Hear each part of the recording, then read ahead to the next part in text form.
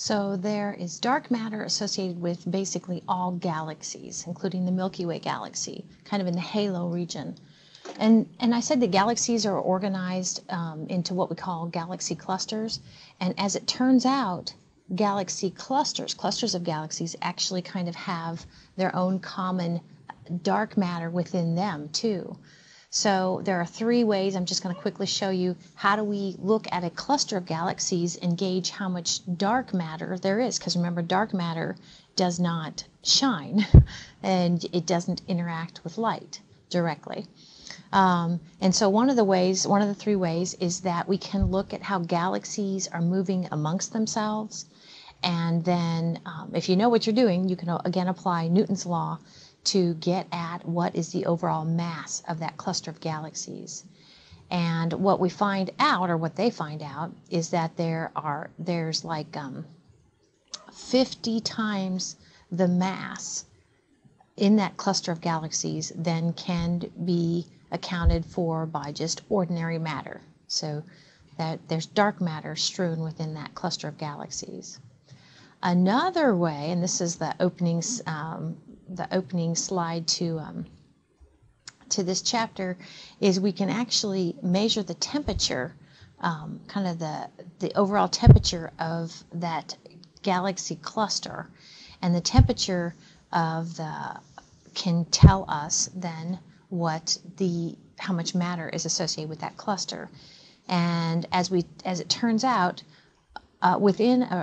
in general, a cluster of galaxies, about 2% of the matter is the visible stars, 13% is this hot gas, okay, and that leaves 85% of the 85% of the mass of a cluster of galaxies is tied up in what we call dark matter based upon its temperature. So this would be the second way of measuring the mass of a cluster of galaxies. My favorite is this one.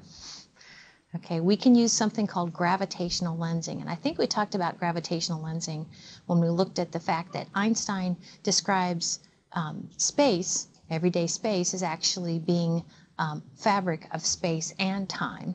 And we said that objects can make dents on the fabric of space-time.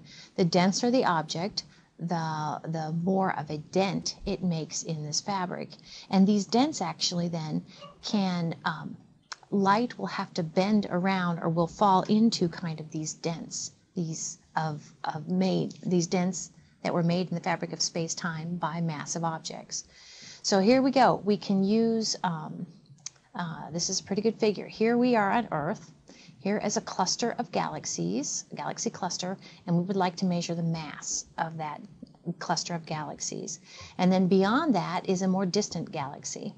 Okay, and just like I think I showed you before, the fact that, in a previous chapter I showed you how our sun can make a dent in the fabric of space-time, and it allows us to see actually behind our sun.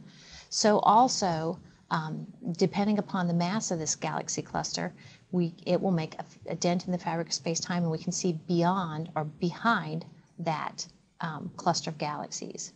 So this is called gravitational lensing. So actually, the light from this real galaxy or from this distant galaxy will bend around the dent that's made in the fabric of space-time due to the mass associated with that galaxy cluster.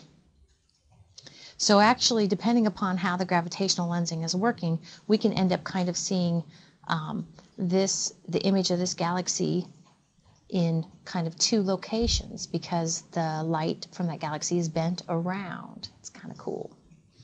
Now, gravitational lensing, though, ends up with kind of a smeary sort of image. And so, I don't know if you see these arrows here, but these arrows kind of indicating this kind of blue wispiness is an image of a galaxy not associated with this cluster of galaxies, but a galaxy kind of like you see in this figure, a distant galaxy.